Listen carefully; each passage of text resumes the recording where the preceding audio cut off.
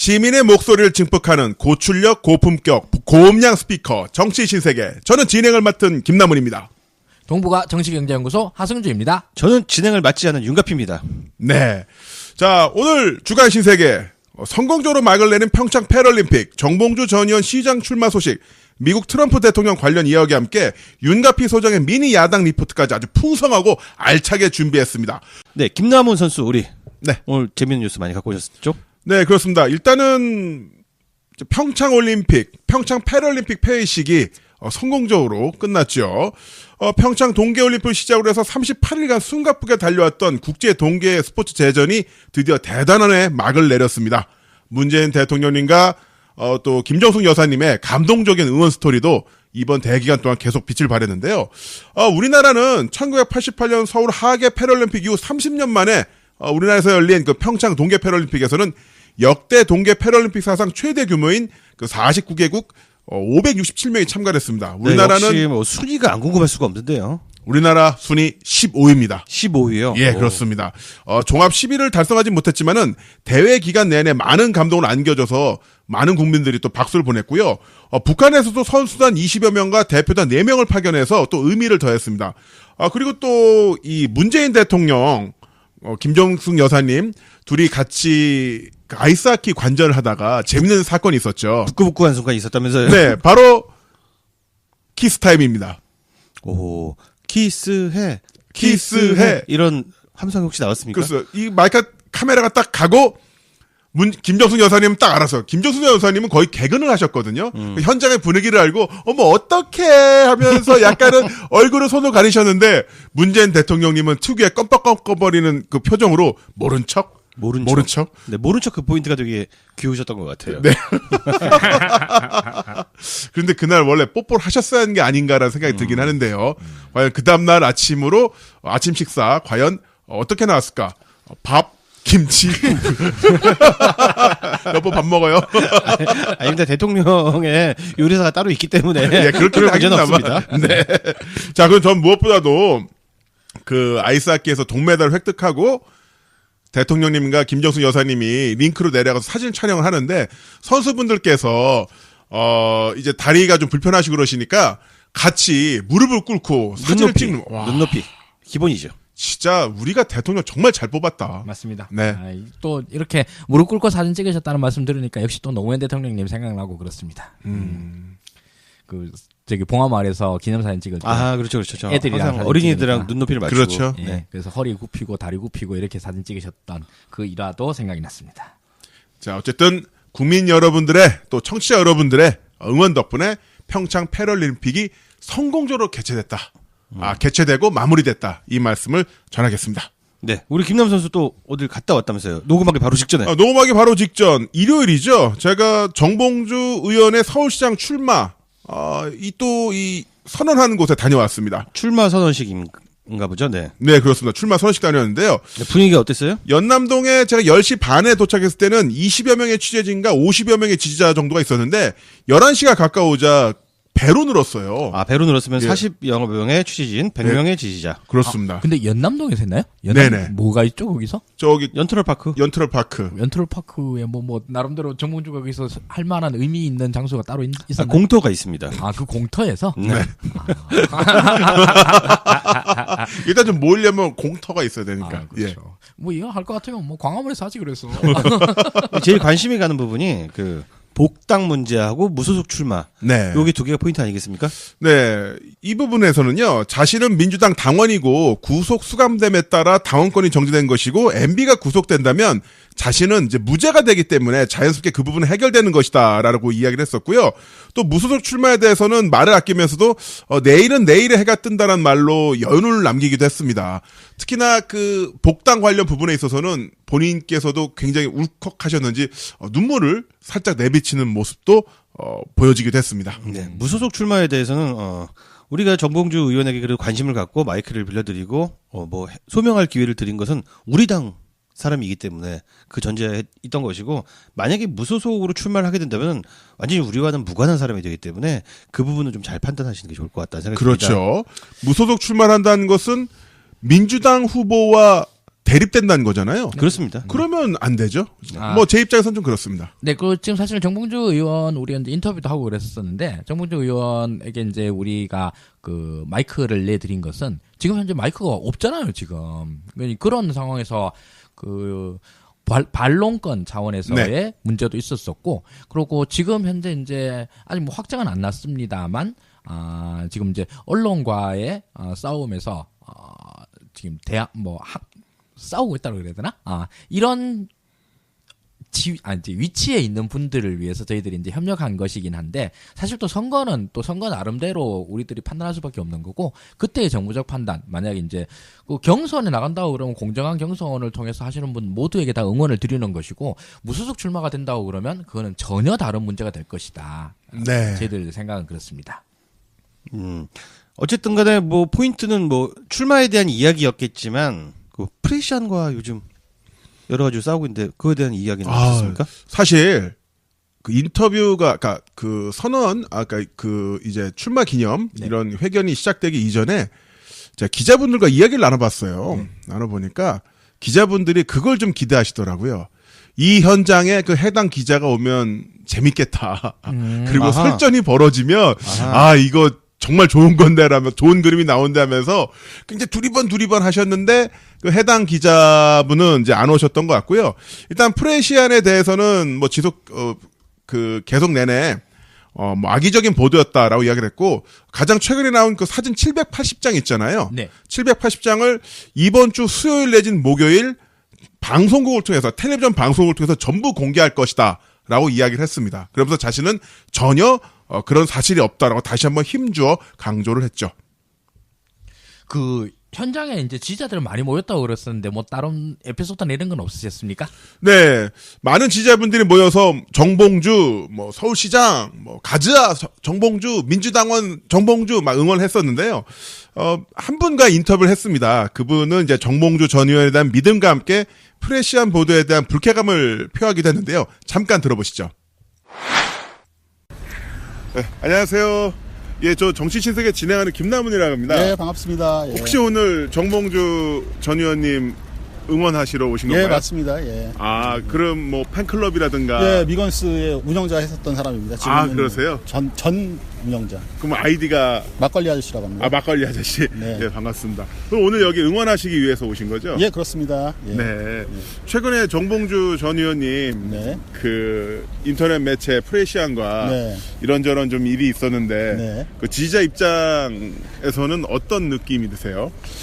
뭐 정 의원님이 소탈하고 친근한 느낌들이 많아서 혹시 그런 뭐 물러나기까지 할까라는 의심을 하는 사람들이 있었던 것 같은데, 저는 그렇게는 생각을 안 하고요. 제가 네. 봐온 사람은 절대 그런 사람이 아니었다는 것을 확신하고 있었고요. 네. 그리고 뭐 계속해서 증거 자료들이 나와서, 또 특히나 그걸 뭐 증거 자료를 정 의원이 뭐 만들어낸 게 아니라 주변에서 억울할까봐 막 찾아가지고, 저희 회원들도 뭐 옛날 게시물 다 뒤지고 네. 뭐 온갖 사진들 다 찾아내가지고서 증거 자료를 만들어서 이게 뭐 무고함을 증명해주고 있는 과정이 상당히 뭐랄까 한편 드라마 보는 것처럼 또 흥미진진했고, 뭐 어쨌든 뭐 증거 사진 또 최근엔 또 780여 장 또 다 나와서 촘촘하게 뭐 1분 뭐 5분 단위로 다 증명이 되는 사진 나왔다 그래서 상당히 마음이 좀 후련하고, 근데 좀 그 프레시안이 왜 그런 보도를 했을까에 대해서는 상당히 좀 불쾌하고 그렇습니다.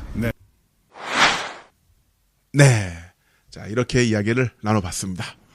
수고하셨습니다. 아우 이제 막 발로 뛰는 취재를 다 하시고. 그러게요. 발로 안 뛰었습니다.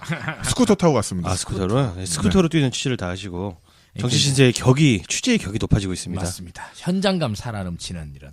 사실은 저도 대한애국당 집회에 다녀왔었는데 그러니까 한 10분 정도 지켜봤는데 별다른 게 없어서 못 들고 왔습니다. 많은 분들이 걱정하시더라고요. 윤가피님 네. 그렇게 보수 우익 집회 가셨다가 린치라도 당하면 어떡하나. 그래서 난 거기 가면 마음이 편하더라. 근데 구호가 좀 눈살이 찌푸러들이더라고요. 그 막 개작두를 대령하라 뭐 이렇게.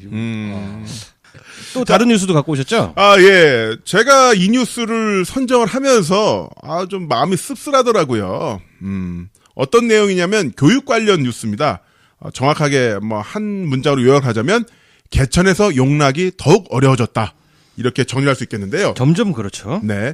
사교육을 받는 저소득층 초중고생의 비율이 중산층이나 고소득층에 비해서 급격하게 하락한 것으로 파악됐다고 합니다. 17일 통계청과 교육부가 공동으로 실시한 사교육비 조사 결과를 보면요. 월 평균 가구 소득이 200만 원 이상 300만 원 미만인 가구의 초중고생 사교육을 받는 이들의 비율은요. 2007년에 77%였습니다. 네, 10명 중 7명에서 8명이 사교육을 받았는데 2017년에는 58.3%로 약 18%포인트 가량 하락한 것으로 낮아졌고요. 많이 낮아졌네요. 네, 반면에 월 평균 가구 소득이 600만 원 이상 700만 원 이상인 가정의 초중고생이 사교육 참여 비율은요. 같은 기간 92.7%에서 80.8%로 11.9%포인트 낮아졌죠. 전반적으로 낮아지긴 했네요. 낮아지긴 했습니다만은 저소득층일수록 더 더 확실히 많이, 낮아졌다라는 건데요. 이게 뭘 의미하냐면은 그 저소득층의 경우에는 이제 사교육비에 지출할 여력이 없다는 것이고요. 그것은 결과적으로 그 계층 간 이동이 교육을 통해서 일어날 수 있는 확률이 더더욱 낮아진다는 거죠. 우리 멤버 모두 교육 정책 관련해서 무지하잖아요. 그렇죠. 네. 그래서 이 부분은 전문가 모시고 한번 이야기를 나눠보면 좋을 것 같아요. 네. 사실 교육 문제는 우리가 다 교육을 받아왔고 또 뭐 이래저래 뭐 대학 입학 시험 한 번씩 거치고 이러다 보니까 다 뭐 말들은 할 수 있습니다만 이 부분에 대해서 뭐 교육 현장에 있지 않은 이상은 사실은 그냥 동네 아저씨에 불과한 거라 가지고 말씀을 보태기가 매우 조심스럽습니다, 사실. 그래서 이 부분은 우리끼리 떠드는 거는 좀 위험할 것 같고 현장에 계시는 선생님들 모셔서 한번 말씀 나누는 게 좋을 것 같습니다. 네, 이렇게 제가 픽한 뉴스를 좀 가져와 봤어요. 네, 아주 잘 들었습니다. 좋습니다. 다음은 하승주 소장님 어떤 뉴스들 갖고 오셨습니까? 네, 뭐 저는 이제 두 가지 뉴스 목록화 시켜서. 목록화시켜서 두 개예요? 네, 두 가지입니다. 첫 번째로는 이제 남북 정상회담이 결정이 됐으니까 이를 위한 준비가 착착 진행이 되고 한 번에 이제 남북 정상회담이 이루어지고 난 이후부터 아예 정상회담이 정례화될 수도 있다라는 가능성이 이제 언론을 통해서 이야기가 되고 있습니다. 먼저 이제 정상회담이라는 게 워낙 큰 외교적 이벤트다 보니까 이거를 청와대를 비롯한 범정부 차원에서 준비위원회가 꾸려졌습니다. 위원장은 임종석 비서실장이고요. 그 외에 이제 각종 외교부, 뭐 통일부 등등등에 대해서 이제 여러 인사들이 준비위원으로 다 참여를 하고 있습니다. 이 중에서 통일부 장관이 총괄 간사를 맡고 계시죠. 네. 그리고 지금 이제 여기서 준비위원회 이제 현재 있는 그 정부 부서뿐만이 아니라 과거에 이제 남북 정상회담을 우리가 2번 해봤지 않습니까? 김대중 정부, 그다음 노무현 정부 해봤으니까 이때에 있었던 경험들을 다시 되살리기 위해서 임동원 전 통일부 장관 이분을 자문위원을 위촉해가지고 네. 이때의 경험들을 갖다가 다시 살리고자 하는 이런 정부 움직임들이 있습니다. 야, 이게 임동원 전 통일부 장관이 이 통일계 그 남북 대북 관계의 원로가 된 건 셈인데 그렇죠. 임종석 대통령 비서실장도 언젠가는 또 자문을 하러 또 이런 자리에 그러게요. 들어가게 되겠네요. 문재인 대통령님도 자문할 수 있지 않나요? 그렇겠네요. 이전 네네. 정상회담 때도 맞습니다. 본인이 그 준비위원단에 있었는데 네, 거의 뭐 대한민국 최고 전문가죠. 그렇게 되면 전문가 아닌 분야가 있나 이분께서? 댄스. 댄스는 좀 그렇다. 네. 예. 그래서 이제 이렇게 이제 팀들을 꾸리고 준비를 해 나가는 과정에서 이렇게 되면 이제 앞으로 정상회담을 갖다가 정례화시켜서 뭐 1년에 한 번이든 이런 식으로 계속 만나는 걸 막 딱 공식화시키는 건 어떠냐? 뭐 이런 제안도 나왔었는데 여기에 대해서 말씀은 굉장히 조심스럽습니다. 뭐 여기 대해서 그렇게 되면 참 좋겠지만 그건 알 수 없는 일이 아니냐. 요렇게 이제 그 임종석 실장이 아니고 임종석 실장이 아니라 익명의 청와대 고위 관계자가 이렇게 이야기를 했다고 합니다. 그러니까 일단 가능성이 없는 건 아닌 거죠. 결국 이를 통해서 남북 간의 관계가 극단적인 대치 국면을 벗어나서 진짜 평화가 정착되는 그런 과정을 계속 이제 만들고 있다. 이렇게 판단이 됩니다. 기대해 볼 수 있겠네요. 이번 남북 정상회담 관련해서 이야기 나오면서 네. 우리가 이렇게 군사적으로 대치하고 있는 상태에서 한 라인도 없었고 그렇죠. 우발적으로 사실 이쪽에도 60만 대군 저쪽에도 100만 대군이 있는데 총 한 발, 대포 한 발, 물론 그래서는 안 되겠습니다만은 우발적의 어떤 군사 충돌도 있을 수 있는 거 아닙니까? 아, 그럼요. 정말 사실 우리 남북한도 그렇지만 과거 이제 냉전 시기에 미소 간에서도 그런 일촉즉발의 상황들이 꽤 자주 나왔었거든요. 뭐 사실 레이더 오류로 해가지고 미사일 날아온다 이래 되면은 그걸 판단할 수 있는 시간이 엄청나게 작은 거예요. 그 미사일이 만약 미국 본토 또는 소련 본토에다 떨어지면 어떡할 거예요? 그럼 바로 그 나라에서 눌러야 되는 거거든요. 네. 그땐 전화를 빨리 해야지. 전화를. 그러니까 근데 전화 있잖아. 전화해가지고 야 뭐야? 그러니까 미안 우리 이제 실수 뭐 이런 거를 그렇죠. 이제 하면은 그래? 그러다 끊으면 되잖아요. 이런 것과 마찬가지로 이렇게 그 군사적 긴장도가 높은 때에서는 서로 얘기를 해가지고 그 불필요한 이 군사적 긴장도를 높일 필요가 전혀 없지 않습니까? 네. 그러니까 그런 의미에서도 정말 굉장히 환영할 만한 일이다 싶습니다. 그러니까 그런 한 라인도 복원이 된 게 굉장히 중요한 의미가 있다고 봅니다. 그럼요. 네. 진짜 과거 뭐 어느 신문에 한국일보인가나 안 받으면 그만이다 그러는데 아니 받으면 되잖아. 똑같은 기자가 그런데 박근혜 정부 때 한 라인 구축된 거 가지고 엄청나게 설레발을 폈어요. 그러니까요. 네, 저도 기억이 납니다. 받으면 됩니다. 네, 받을 거예요. 걱정하지 마십시오. 그런 신문은 안 보면 됩니다. 네. 김정은 위원장님 전화 받을 테니까 계속 하세요. 네. 네. 우리는 받을 겁니다. 걱정하지 마세요. 네. 다음 뉴스는 뭡니까? 우리 트황상 얘기인데요.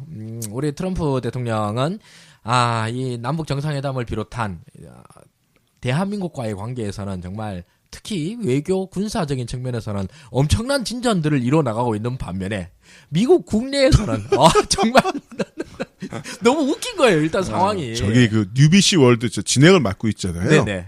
그래서 제가 회의를 하면서 이렇게 했습니다. 처음 우리 기조를 잡을 때 네.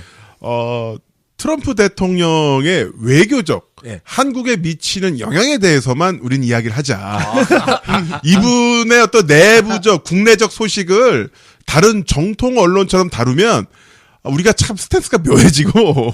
그리고 트럼프가 외교를 잘한다 그러는, 외교가 우리한테 참 고맙다 이런 생각이 들고 좋다 이런 생각이 들지만서도 우리만 좋아요 또. 다른 데로 날아가면은 뭐 전 세계에 대한민국을 제외한 다른 모든 나라에서 진짜 엉망진창이 나오고 있거든요. 그렇죠. 그래서 우리 처음에 바라님 박형님 좀 힘들어하셨어요. 뭐냐면은 원래 하던 대로 하면 아이템이 굉장히 많거든요.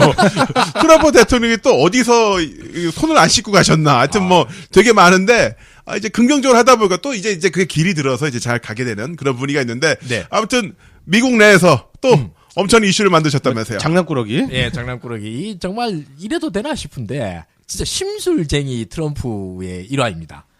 지금 트럼프가 미국 국내에서 주적이 누구냐 하면 민주당이 아니에요. FBI예요. 왜 그렇습니까? FBI가 트럼프를 수사를 하고 있거든요. 그 수사를 하고 있는데 그럼 트럼프는 입장에서는 또 자기 대통령의 권력으로 이걸 막으려고 그래요. 뭐 이렇게 해서 이제 계속 공방들이 서로 오고 가고 있습니다. 근데 이 수사를 하는 내용이 뭔가 잠깐 후에 말씀드리겠는데 지금 그래서 항상 이 FBI 국장이 눈에 가시입니다. FBI 국장도 트럼프가 미워 죽어요. 그래서 둘이서 그냥 서로 막 폭로전하고 그러고 뭐 서로 막 자르고 뭐 이런 난리가 나오고 있는데 한번 이미 FBI 국장을 잘랐고 자르고 난 다음에 부국장을 국장으로 승진시켜가지고 승진이 된 거지 자동 승진이 그렇게 해서 FBI 하고 있는데 이게 마음에 안 들어 죽겠는 거예요 트럼프 입장에서는. 그러고 있다가 이 최악의 심술을 부려가지고 FBI 국장이 정년 퇴임을 딱 하루 남겨두고 해임 통보를 냅니다. 그 해임 통보도 소셜 미디어를 통해서. 그렇죠. 이걸 냅둬도 되는데. 이게 뭐 어떤 미국 정치에서의 일정상 어쩔 수 없이 이렇게 했는데 우연히 하루 전날이더라. 이게 아닙니다. 그게 아니에요 또.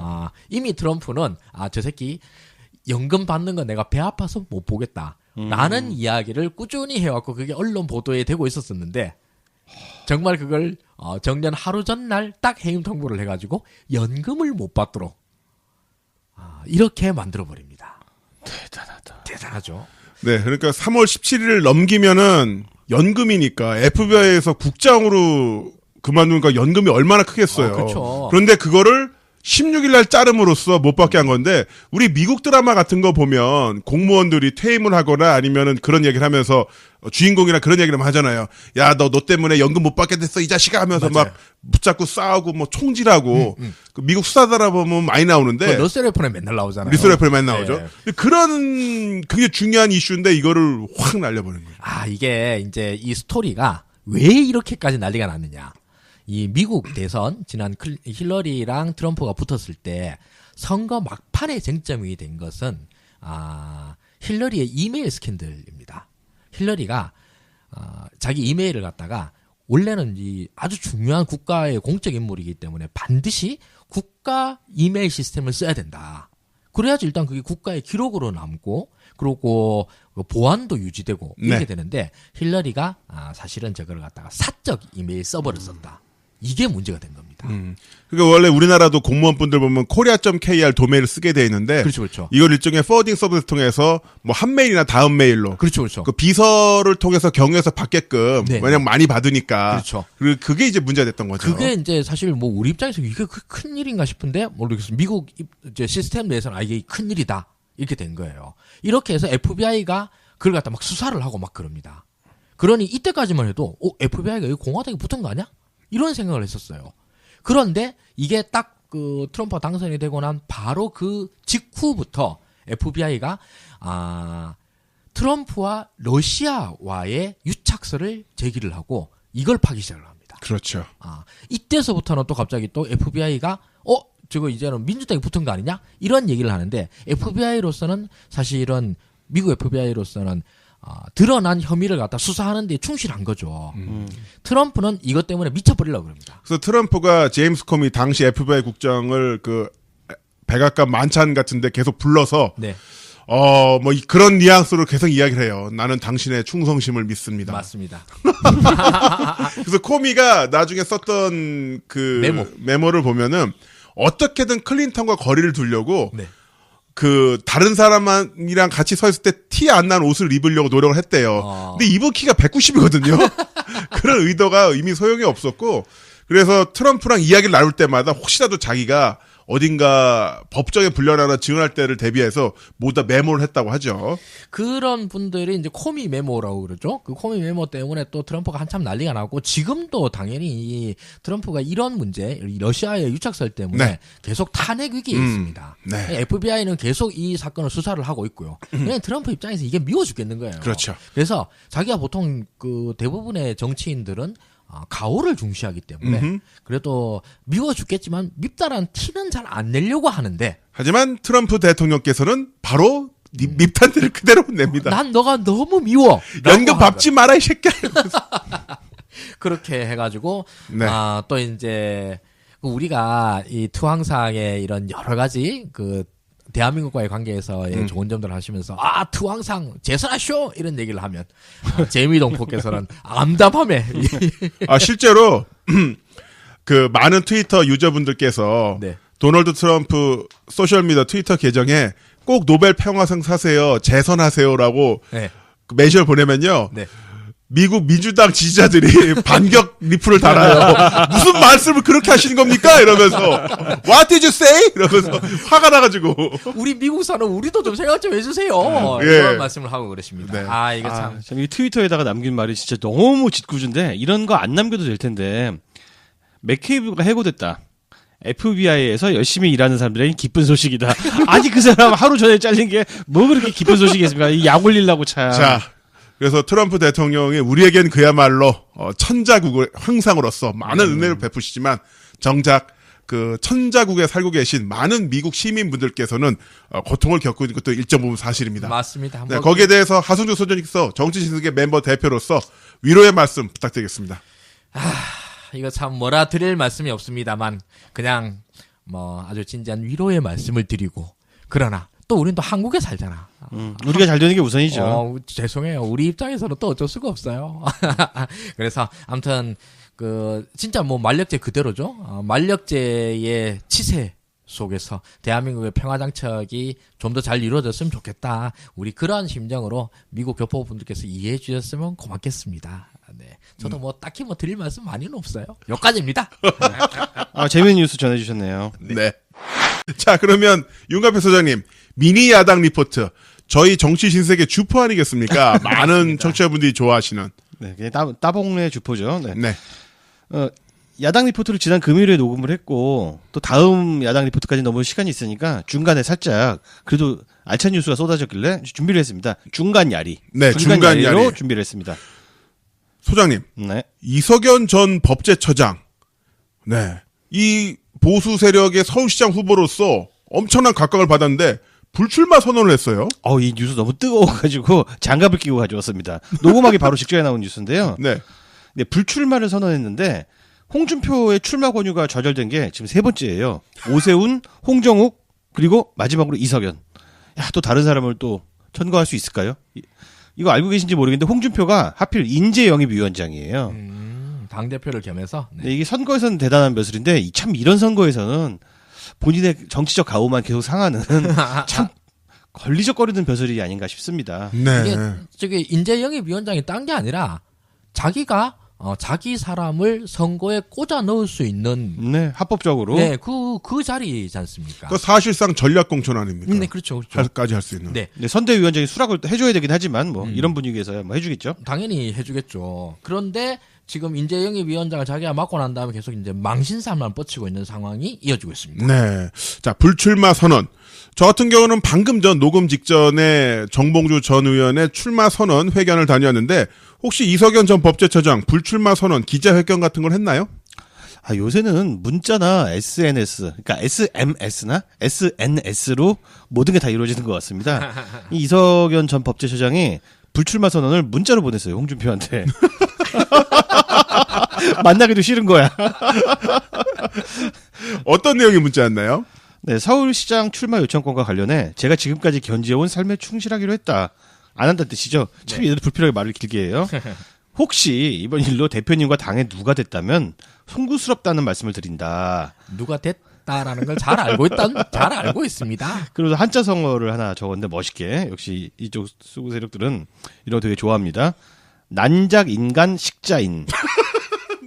지식인 노릇을 하기에 참으로 어렵구나라는 매천 황현 선생의 외침이 뇌리를 스치고 있다라고 덧붙였습니다. 그냥 힘들어서 못 나가요 하면 되지. 난직 인간 식자인 뭘 또 네. 이런 말씀까지. 홍준표가 얼마 전까지 박원순의 진짜 저격수로 대항마로 이석연을 세웠는데 누구보다 박원순에 대해서는 잘 알고 있는 사람이 바로 이석연이다라고 했는데 이 전략공천 방침까지 밝혔어요. 그냥 찍으면 나가면 됩니다. 네. 본인도 그 정도까지는 오퍼를 받았으니까 들어가긴 했던 것 정수 같은데. 나가면 날로 먹는 자리인데 이게 어디야? 그러니까 그러고 보니까 저희 지난번에 바로 네. 직전에 중간 리포트에서 이 소식을 다뤘는데 그렇죠. 며칠 만에 그만뒀네요. 네. 이게 많은 기사들에서는 이유를 당선 가능성이 낮기 때문이다라고 했는데요. 사실 진짜 이유는 숨어져 있죠. 근데 사실 저도 그 생각을 안 한 건 아닌데 당선 가능성은 예전에도 낮았고 네. 지금도 낮고 맞습니다. 그건 변수가 아니거든요. 그렇죠. 그거 이제 알았어? 상수인데. 그렇죠. 사실 당선 가능성은 인지도 곱하기 호감도인데 네. 인지도로 치면 나보다 안 유명할 것 같은데 서울 시민분들한테. 그리고 호감도도 뭐 매우 낮은 거고요. 네. 그러니까 사실 뭐 당선 가능성은 이전에도 0에 수렴해 왔었던 것 같아요. 네. 그러니까 왜 불출마 선언했느냐? 출마 가능성이 낮다고 본 거 아닌가 싶습니다. 본인이 출마할 수 있는 가능성이 낮다. 네. 전략공천을 찍어봤자 우리 전에 정치신세계 몇 번 다뤘잖아요. 사석으로 쓰려는 거다. 안철수한테 양보하려고. 근데 후보를 안 낸 상태에서는 양보를 할 수 없으니까 후보를 내세우기 위해서 이석연 카드를 들고 온 것이 아닌가라는 예상을 했는데 그게 이석연 귀에 들어간 모양입니다. 나 여기 사진이나 찍고 돌아다니다가 출마 못하는 거 아닌가? 더럽다. 그 이석연 전 법제처장도 처음 오파를 받았을 때 어쨌든 보수 일당의 대표로서 서울시장 후보로서 나가서 이름을 한번 날리고 그 다음 후위를 도모하는 것을 생각했을 텐데 그냥 아예 투표용지 이름도 못 찍는다. 그러면 나갈 필요가 없어지는 거죠. 그러면 완전 진짜 바보 취급당하는 거죠. 네. 근데 이거 우리 정치실에서 바로 다루긴 했었는데 이분들 우리 방송 많이 듣는 거 아니에요? 저는 가능성이 있다고 봅니다. 아마 특히 이석연이 우리 방송을 들었다. 그러고서 나 출마도 못하는 거? 근거 있나요? 근거? 네, 근거는 없습니다. 네. 근거가 하나 더 있는데요. 있어요? 네. 얘기해 주세요. 우리가 그 태극기 파리 집회나 뭐 대한애국당 막 복도 다주고 자주 다뤄주고 놀리고 하는 데는 재미가 있어서이기도 하지만 그들의 존재가 어떻게 보면 자유한국당의 방해가 되기 때문이잖아요. 그걸 홍준표가 지적을 했어요. 그 부분에 대해서. 오. 네. 정치 인색을 많이 듣기 때문에 아마 그런 것이 아닌가 싶은데 홍준표가 그 대한애국당 태극기 파리 세력들에게 일침을 날렸습니다. 아직도 박근혜 동정심을 팔아 정치적 연명을 시도하는 세력과는 우리가 결별할 수밖에 없다. 드디어 신경이 쓰이기 시작한 것 같아요. 네. 어쨌든 뭐 박근혜를 버리고 가자는 게 홍준표의 기본 입장이기 때문에 자유한국당의 쉐어를 그들이 깎아먹고 있다. 태극기 파리 세력들이. 그래서 굉장히 신경이 곤두서 있는 그런 상황입니다. 근데 사실 저기 우리 광화문 쪽에 이제 스튜디오가 있으니까 토요일 이렇게 하면은 그 게스트라도 한 번은 모시려고 그러면 늘 지각을 하세요. 게스트 분들이 태극기 집회 때문에. 맞습니다. 그래서 서울 시내 한복판에서 매 주말마다 이렇게 시위를 하는데 그걸 보고 난 다음에 아이고 사람들 열심히 하네라고 이야기하는 서울 시민은 진짜 단 한 명도 없어요. 네. 다들 욕하고 저 새끼들 뭐한 놈이냐 이런 식으로 이제 반응을 하고 그러는데 그게 뭐 자유한국당과 관련이 없다 아무리 얘기를 해봐라 그 말을 또 누가 믿어줍니까? 당연히 그걸 보고 홍준표가 연상이 되고 자한당이 연상이 될 수밖에 없는 거죠. 자, 홍준표가 우리 같은 정치 신세계 같은 발쟁이들을 볼 때 뭐라고 부를까요? 좌파 세력이라고 하죠. 좌파 세력. 근데 우리 마음을 꿰뚫어 봐서 내가 이 기사를 보고 얼굴이 화끈 달아올랐어요. 뭐라고 했냐면은 페이스북에다 대고 아직도 박근혜 미망에 갇혀서 보수 우파 분열을 획책하는 일부 극우들의 준종에 자기들 홍준표 본인은 극우가 아니라는 얘기죠. 네. 좌파들만 미소 짓고 있다. 들켰네. 제대로 들켰습니다. 사실 우리 미소 짓고 있었어. 네. 미소 속에 그대. 사실 미소만 짓는 게 아니라 거의 폭소 중이었습니다. 그렇죠. 매주 배꼽이 빠지고 있죠. 네. 아이, 고맙습니다. 앞으로도 계속 분발 부탁드립니다. 구구 세력분들. 소장님 그리고 자한당 그 울산 쪽에 악재가 터졌다면서요? 네, 우리가 맨날 부울경 괜찮다 이렇게 얘기를 하는데 사실은 울산이 좀 만만치 않은 동네입니다. 울산은 한국당이 승리를 확신하고 있는 곳인데요. 그 울산의 현직 시장이 비리 연루 혐의를 받고 있습니다. 근데 경찰이 과감하게 나서서 울산시장 비서실, 건축주택과 공사 관련 부서 등등 사무실 5군데를 압수수색을 했어요. 압수수색까지 할 정도면 어느 정도 확실한 물증이 있다는 건데. 네, 게임 끝난 거죠. 시청 공무원이 울산의 한 아파트 건설 현장에 특정 레미콘 업체 선정을 강요했다는 정황을 잡았어요. 또 한 가지 건이 있는데 또 다른 아파트 건설 현장에 외압을 행사한 혐의로 김 시장, 김기현 시장입니다. 김기현 시장 동생에 대한 체포영장을 발부받아 신병 확보에 나선 것으로 알려져 있습니다. 압수수색이어서 시장 동생까지 네. 체포영장. 이 정도면 네 생각을 좀 단단한 것 같은데 여기에 대해서 자한당 가만 안 있겠네요. 네, 뭐 정치 공세다, 정치 공작이다 이런 식으로 나오고 있고요. 홍준표가 제일 발끈하고 있습니다. 홍준표는 이런 식으로 변명을 해요. 지역업체 우선 선정이라는 지자체의 방침 원래부터 있던 사안인데 이거 음해하는 거다. 자, 근데 말장난이죠. 특정 업체를 민 거지 지역업체를 다 민 게 아니에요. 특정 업체를 민 거죠. 네. 그렇죠. 네, 특정 업체를 내통하듯이 밀었기 때문에 걸린 것이고요. 또 장제원 같은 경우도 발끈해서 같은 기조로 얘기하고 있습니다. 한국당 씨말리기 칼춤이 본격화된 것이다. 야, 이런 문장 우리가 배워야죠. 그죠? 씨말리기 칼춤은 어떻게 춤을 추는 거예요? 씨말리기. 칼춤을 막 추면서 씨를 말리는 거예요. 부채질해가지고. 칼바람으로 네. 씨가 말려. 그래서 계속 이 얘기예요. 한국당 우세 지역 유력 후보들을 콕 찍어 수사하고 있다라고 얘기를 합니다. 실제로 그런 사례도 몇 가지가 나오긴 합니다. 이 부분들 어떻게 생각하세요? 그런데요, 지금 저기 한국당 우세 지역이라고 하기보다는 그 현재 광역 지자체 단체장 중에서 한국당이 별로 없어요. 그렇죠? 생각해 보면. 그건 그래요. 경기 인천하고 부울경, 대구 경북 뭐 요게 다입니다. 네. 그리고 여기서 나온 혐의점들이 검찰이 지금 지방선거 얼마 안 남았지 않습니까? 이제 3달도 안 남았는데 이 판국에 체포영장 들어가고 압수수색 영장 들어가고 그런다고 그러면 당연히 그 자유한국당 이런 반응들이 너무 뻔하게 예상이 됩니다.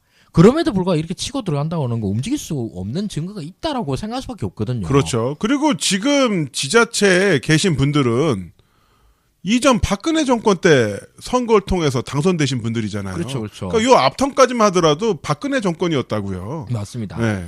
지금 그래서 이 부분에 대해서는 자유한국당에서의 반응은 저도 뭐 충분히 이해는 합니다. 이렇게 나오겠지. 아, 우리를 죽이려고 일부러 이러는 것이다. 그러는데 이걸로는 사실 국민들도 그렇고 뭐 울산 지역 시민들도 그렇고 귀에 씨알도 안 먹힙니다. 그거는. 네. 그냥 저기 자유한국당 또는 김기현 쪽에서 얘기할 것은 그것이 사실이 아니다. 라고 아닌 그렇죠. 증거를 네, 맞습니다. 내 가지고 반박을 해야지. 그 너네들이 정치 공작하고 있구나 이렇게 얘기해 가지고는 그래서 어쩌라고 이런 반응밖에 못 받는다는 거죠. 하 소장님 말씀이 굉장히 일리가 있는 게 지금 수사가 벌어지고 있는 지역들을 한번 뽑아보면요. 경남 모 단체장도 있고요. 또 강남구청장도 마찬가지입니다. 그리고 강원도에서도 비슷한 유사 사례가 나온다고 그래요. 그러니까 자유한국당 입장에서는 야, 왜 우리 우세 지역에서만 이런 일이 벌어지나 라고 생각할 수도 있는데 방금 말씀하신 것처럼 우세 지역이니까 당선이 됐겠지. 그러니까. 당선이 됐으니까 유력한 곳이니까 거기서 그런 비리가 벌어졌겠지라고 생각하면 되겠고요. 그렇지 않겠습니까? 맞습니다. 그렇죠. 네. 그리고 또 사실 만약에 이제 굉장히 백중세가 벌어지고 뭐 엎치락뒤치락 하는 동네다. 그럼 보는 눈이 많잖아요. 그럼 그돈 동네에서 지자체장 한다고 그러더라도 내가 진짜 열심히 깨끗하게 해야 된다 이런 생각을 하는데 자기 당선이 굉장히 유력한 동네다 그러면 그 동네의 지자체장이 아니라 그 동네의 왕이 돼버리는 거거든요. 홍준표가 또 이런 말을 했어요. 과거에는 말이죠. 선거가 시작되면은 선거 중립을 내세워서 하던 수사도 중단을 하고 선거 후에 했다라고 하는데 자, 그럼 어떻게 됩니까? 또 보궐 생기잖아. 맞아요. 그러니까 이번에 날리고 하는 게 훨씬 낫겠죠. 그렇죠. 네, 현직 그 말 자체도 좀 신빙성이 없는 것 같아요.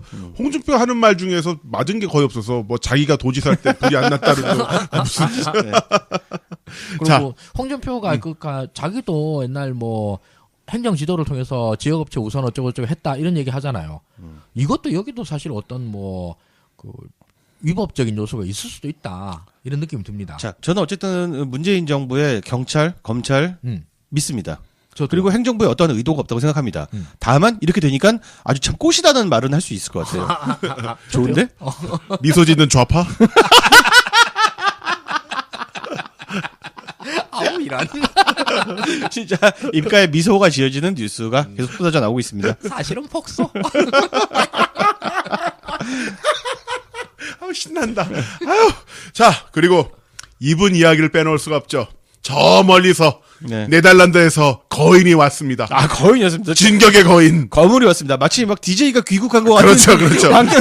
자칭 진격의 거인. 아무도 몰라서 그렇지. 그렇죠. 알아주는 사람이 있습니다. 바로 윤가피 소장님이죠. 그렇습니다. 네. 서울시장 출마할 거냐고 그러니까 직답을 피하고 있습니다.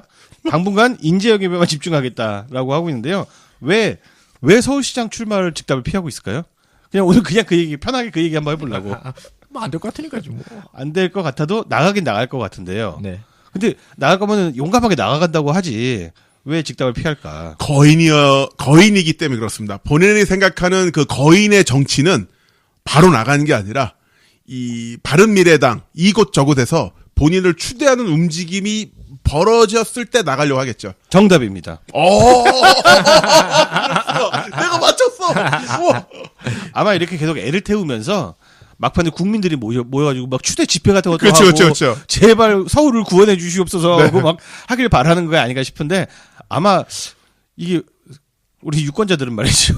기표소에 가서야 나왔는지 안 나왔는지 알게 되지 않을까 싶습니다. 그 이제 안철수 같은 경우에서도 이제 이 아까 하신 말씀을 갖다가 이 정치권의 용어로 바꾸면은 그 지금 이제 낮은 지지율을 역전시킬 수 있는 모멘텀을 기다리고 있다. 그러니까 지지율 역전 추세를 만들 수 있는 어떤 계기를 기다리고 있다. 이렇게 이제 표현을 많이 하는데 그게 이제 그거를 하는 것은 외부에서 주어지는 게 사실 아니거든요. 이런 식에서는 지금 또 오래간만에 간철수 얘기 또 나오지 않습니까? 서울시장을 나와가지고 자기가 서울시에 대해서 자기만이 서울시장으로서 해서 가질 수 있는 어떤 강점들, 장점들을 갖다가 역설해도 부족한 시간에 또 간보고 있다라는 평가를 받으면 그런 모멘텀은 그렇죠. 네. 선거 끝날 때까지 안 나와요, 진짜. 이게 안철수 입장에서는 사실 간을 본 게 아니라 그 아까 우리 김남훈 해설위원께서 말씀하신 것처럼 뭔가 추대하는 분위기 나는 싫은데 국민이 불러서 역사가 호출해서 이런 그림을 만드는 걸 원하는데 그게 이제 간보기로 비치는 게 아닌가. 그러니까 역사의 호출이라는 단어 진짜 오랜만에 보네. 네. 시대의 운명 뭐 이런 거. 게다가 우리 쪽에서 계속 말씀을 드리고 있는 바로서의 예측을 그대로 대입을 시켜보면 안철수는 지금 현재 바미당의 미래만 어깨에 짊어진 게 아니에요. 자한당의 미래까지 자기의 양어깨에 그렇죠. 한쪽은 네. 바미당, 한쪽은 자유당을 어깨에 둘 다 짊어지게 됐어요. 단일 후보로 나가게 될 텐데 아마도. 그렇죠. 단일 후보로 해가지고 그렇게 나가게 됐는데 뭐 나와서 선거를 해보니까 이건 뭐야 이거 선거 보전도 못 받을 위기잖아요. 지금 현재의 추세로 보자고 그러면 그렇죠. 지금 이제 솔직히 말해서 안철수 이게 15% 넘겠습니까 이게? 참 이번 그 얘기가 나와서 하는 얘기인데 이번에 그 서울과 경기는 자한당이 경기를 내고 그렇죠. 바미당이 서울에 안철수를 내고 네. 요런 구도잖아요. 예. 근데 둘 다 오차 범위를 너무 많이 벗어나 있어요. 그렇죠. 이 사람들이 거물쇼를 벌이기에는 하나 많아. 차라리 그냥 음. 선거인데 하지 마라. 서로 감정반상한다. 맞습니다. 그 얘기를 해주고 싶어요. 그런데 이제 이거는 이렇게 이제 진심 어린 충고이고 그러나 이런 진심 어린 충고를 뭐 굳이 꼭 해줄 필요는 없으니까 그냥 그렇게 저기 열심히 단일화를 위해서 노력하시고 서로 긁고. 네, 서로 그렇고 그렇게 하시는 걸 저희들은 그냥 공식적으로 그게 정치의 정도 아닙니까? 응원합니다. 네, 당이 자기 당의 후보를 내는 것이야말로 당연한 일이지. 윤갑표 소장님, 홍준표가 안철수는 출마해도 3등이다 이렇게 힐난했는데 거기에 대한 반응 혹시 있었나요? 홍준표가 이 말을 되게 여러 번 하고 있어요. 네. 출마해도 3등, 출마해도 3등. 이 조롱에는 사실 이런 의미가 나와 있습니다. 지난 대선을 복귀시키는 겁니다. 나는 2등 했는데 너는 3등 하지 않았느냐. 이게 만약 반에서 보는 시험이면은 1등도 소중하고 2등도 소중하고 3등도 소중하고 만약에 스포츠라면 금메달, 은메달, 동메달 다 소중하잖아요. 그렇죠. 근데 대선에서는 아무 의미 없는 거 아니겠습니까? 맞습니다. 예. 그러고 따지면 지금 정동영이 엄청난 큰 정치인이 이게 맞아. 2등 했잖아. 홍준표보다 훨씬 표 많이 받았어. 홍준표가 엄청나게 긁는 거예요. 계속 너는 출마해도 3등이다. 출마해도 3등이다. 그랬더니 드디어 답변을 들었습니다. 네, 애정어린 답변을 들었는데 안철수가 이렇게 말했습니다. 제가 출마해서 무섭다는 표현으로 받아들였습니다. 참 진짜 얘는 야 저렇게 해서 엄청난 강도로 씹어대는데 이게 여유 있게 받아들인 거라고 할 수 있을까요? 참 말싸움 하기에는 너무 구력이 딸리는 게 아닌가 싶습니다. 네. 소장님, 안철수 인재 영입위원장으로 뛰고 있는데 뭐 좀 성과가 있다고 하던가요? 아니 지금 자유한국당이 나서서 인재 영입을 하려고 해도 안 되는 판에 있겠습니까? 팔이 날리고 있죠. 그러니까 홍준표나 안철수나 되게 인재 영입 위원장을 맡고 싶어했던 것 같아요. 네. 사실은 원래 바미당에서는 인재 영입 위원장을 주려고 한 게 아니었다는데 그거 억지 부려가지고 한 달 동안 끌어가지고 받아낸 거거든요. 그렇죠. 근데 실적이 빵이야. 실적이 현재까지는 빵이고요. 이런 얘기를 합니다. 야 이거 허세 부리는 거? 지금까지도 만났다. 어떤 분은 30분 뵈려고 하루 종일 차 타고 갔다가 저녁 늦게 귀간 적도 있었다. 누구를 만나고 왔는지 모르겠는데, 근데 그분의 의사를 존중해서 서로 그분이 결심할 때 그때 여러분에게 발표드릴 수 있을 것이다 이렇게 얘기했는데, 네 그냥 뭐 허탕치고 있다는 이야기입니다. 아직까지 아무 일 없다는 얘기죠. 그리고 뭐 누구 만나 하루 종일 가 30분 이하고 뭐 당연한 거 아닌가요? 원래 다 그렇게 삽니다. 그리고 지금 저기 요 부분에 대해서 안철수 인재영입위원장 요 부분에서 계속 말이 갈리지 않습니까? 유승민은 저기 안철수가 그거 하고 싶다고 그래서 하라고 그랬다라고 얘기를 하고 그렇죠. 안철수는 당이 이거 당에서 하라고 요구했다. 당이 이거 좀 해달라 부탁을 하길래 그래 내가 그거 하기로 했다. 정치 왜 이렇게 유치하게 해, 진짜. 둘이서 입을 맞춰가지고 서로 텔레그램 주고받아서 그렇죠. 그렇게 하면 되잖아요, 진짜. 당에서 나 준 걸로 하면 안 돼? 다음에 칭찬 한번 해줄게. 아니 어차피 안철수 인재영입위원장 하는데 그거 말 맞추는 게 어렵나? 근데 그게 어렵더라고. 그 저기 말을 맞추는데 수백 명 맞춰야 되나? 아니 2명만 맞추면 돼. 한 라인이 2명 없어. 말이 안 되는데. 그러니까 한 라인이 필요한 거야. 아니 둘 사이에 한 라인이 있어야 돼. 전화하면 되잖아. 그런데 카톡 보내거나. 안 보면 그만이잖아. 안 받으면 그만이잖아. 지금 둘이 지금 안 받아서 그만인 상황이 계속 이어지고 있다. 야 대단합니다. 자 그럼 여기서 박지원으로 넘어갈까요? 박지원? 네, 민주평화당. 네. 아우 박지원이 그래도 자기가 제일 자신 있는 동네가 어디겠습니까? 호남이잖아요. 네. 호남 갔다가 엄청나게 쓴소리를 듣고 온 모양이에요. 특히 현장에서 만났던 호남 언론계에서 야 수십 년 동안 아낌없는 지원을 했음에도 대통령 후보 한 사람 없이 무슨 낯으로 DJ를 이어간다 하느냐. 이거 굉장히 중요합니다. 약간 전통적인 관점인데 대선 후보 하나 없는 당이 지선 나가서 표 달라, 총선 나가서 표 달라 이거 안 맥힌다 그 얘기를 하는 거예요. 네. 이번 지방선거에서 광주시장 전남북지사 후보는 누구인가? 선거를 준비할 민주평화당의 시스템은 갖춰 있는가? 라고 말을 하고 있습니다. 박지원이 이렇게 솔직하게 고백을 했어요. 한마디 답변도 하기가 궁색했습니다. 이 궁벽한 처지를 지금 얘기해주고 있는 겁니다. 근데 광주의 시장 낼 후보조차 없습니다. 지금 저기 호남 지역에서 정당 지지율 선거 나오는 걸 보면 압도적으로 더불어민주당이 우세에 있고요. 그다음에 그 민평당 같은 경우에는 실제로 뭐 보이지도 않는 수치 정도로 나오지 않습니까? 대통령 지지율이 지금 99%가 나왔는데 뭐. 네. 대통령 지지율이 뭐할수 있겠습니까? 99%인데 아 역시 100% 박스코를 못 뚫네. 100%는 진짜 빡센 것 같아요. 네. 그런데 빡세권. 지금 그건 여론조사고요. 호남의 언론으로 가면 이게 또 달라집니다. 호남 언론들, 지역 언론들 있잖아요. 지역 언론의 여당은 민평당이에요. 그쪽에 호남 언론, 지역 언론들이 뭐 지역마다 다 언론들이 있습니다만 호남에 정말 지역 언론들이 많아요. 그 이제 광주, 전남 전체 권역으로 해도 뭐 몇 개가 되고 그 밑에 기초자치단체장으로 들어와도 진짜 언론들이 빠바바바바 있고 뭐 여수, 순천 이런 데만 해도 한 지역 시 내에서 10개 뭐 20개가 돌아다니고 그렇습니다. 근데 그쪽 동네의 여당은 민평당인 거예요. 오랫동안 관리해 왔고 계속 관계를 맺어 왔고 이런데 이쪽 동네 사람들도 이 박지원을 만나 가지고 지금 나온 얘기가 이게 박지원이 들었다는 얘기가 호남 지역 언론계로부터 들었다는 얘기거든요. 예. 변하고 있다는 얘기죠. 네. 근데 그 호남 지역 언론계 사람들이 보기에도 자기가 여태까지 계속 지지하고 밀어왔다라고 생각한 이 당 꼬라지가 너무 한심하다는 얘기를 했고 박지원이 그걸 듣고 난 다음에 대답할 말이 없었다라는 게 지금 이 뉴스인 거죠. 네, 진짜 위기의식을 느낀 겁니다. 그래도 지역 언론이라도 밀어주지 않을까 생각했는데 아니 지역 언론도 결국 여론 따라갈 수밖에 없어요. 아, 그럼요. 지금 여기서 3% 지지하는 정당을 갖다가 지역 언론이 어떻게 계속 밀어요. 말이 안 되는 거지. 진짜. 돌맞지. 이상입니다. 소장님, 근데 이렇게 야당 리포트 매번 준비하시는 거 안 힘드십니까? 아, 왜 힘들어요? 이제 제일 꿀맛인 뉴스를. 아, 저는 진짜? 이제 야당 뉴스에 중독이 돼가지고요. 하루 종일 야당 뉴스 보는 게 낙입니다. 그래서 저는 문재인 대통령님 외교도 잘 몰라요. 근데 종종 그래서인지 몰라도 윤가피 소장님 일종의 그 금묵자흑? 네. 좀 너무 이 검은 것을 가까이 하다 보니까 마음도 검어지시는 게 아닌가. 아, 그럴 줄 알고 제가 나름대로 밸런스를 맞추기 위해서 요즘 뉴스 신세계를 매일 생방송 시청하고 있습니다. 댓글창에 보시면 다 증언해 주실 분이 많습니다. 그걸로 대통령님 소식 보고 다시 좀 마인드를 다시 돌이키고 이렇게 하고 있습니다. 그래도 종종 그 어려움을 표하신 것 같은데 저희가 특별 방송 한번 만들어 보면 어떨까요? 흑화된 윤가피를 치유하자. 아, 그렇죠. 이게 진짜 늘 야당 뉴스에 오염되어 가고 있는 윤가피의 검어지는 마음. 아니에요. 정말 술 먹다 보면 그래요. 야, 역시 홍준표 다음 대통령 같지 않아? 그건 농담이에요. 야, 북폭해야지, 북폭. 저에게는 정말 농담이고요. 네, 농담이에요. 야당 정치인들 입장을 설명을 해주는 거예요. 듣다가 자기에게 빡치는 거지.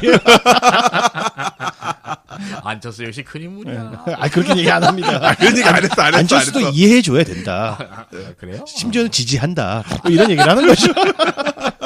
대한민국과 문재인 대통령의 선거를 위하여 문파두가 끝까지 함께하는 정치 신세가 되겠습니다. 저는 지금까지 진행을 맡은 김남훈, 하승주 윤가피였습니다. 고맙습니다.